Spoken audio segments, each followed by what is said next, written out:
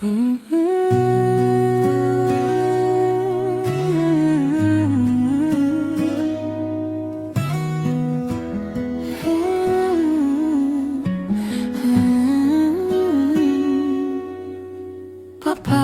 kanina nagtulog-tulugan ako habang inaayos mo damit ko.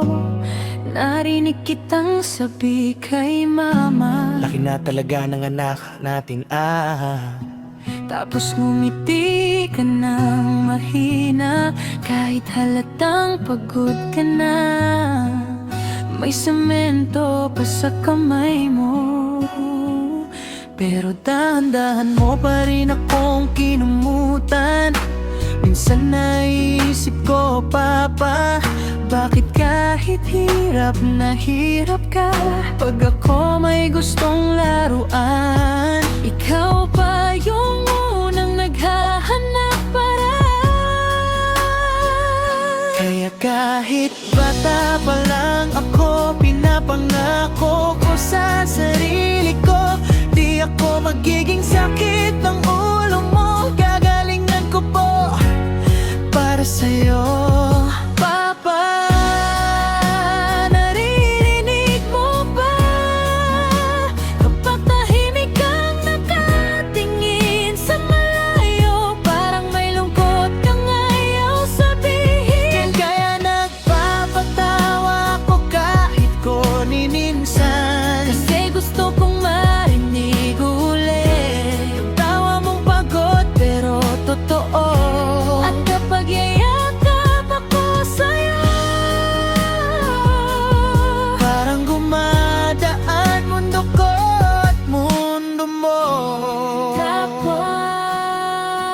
mahal na mahal kita, kahit minsan di ko masabi agad. Ikaw kasi yung tipo ng bayani na tahimik lang, pero inuubos sarili. Nung birthday ko nun sa school, lahat may handang pagkain. Kadumating na hinihingal, may hawak na maliit na cake. Sira na naman bisikleta mo, kaya tinulak mo hanggang makarating. Pagdating mo, pawis na pawis ka, pero una mong sinabi, Sorry anak, late si Papa. Hindi ko alam bakit gusto kong umiyak noon. Kasi kahit pagod ka galing trabaho, nagawa mo pa rin umiti sa'kin, parang ayaw mong maramdaman kung mahirap tayo. minsan paggabi akala mo tulog ako, pero naririnig kitang umuubo. Tapos maririnig ko si Mama, magpahinga ka naman. Pero sasagot ka lang ng kailangan, nag-aaral ba anak natin? Papa, Nung narinig ko yun, parang may kumurot sa puso ko. Kaya simula nun, mas ginusto kong mag-aral mabuti.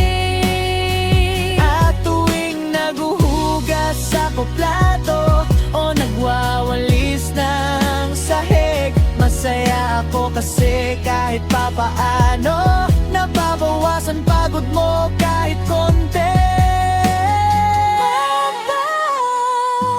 Kapag malaki na ako, ayoko nang makita kang basang-basa sa ulan o nagtutulak ng bisikleta sa daan. Ayoko nang nanginginig kamay mo sa sobrang pagod sa trabaho. Gusto ko ikaw naman yung nakaupo habang ako naman kikilos para sa'yo.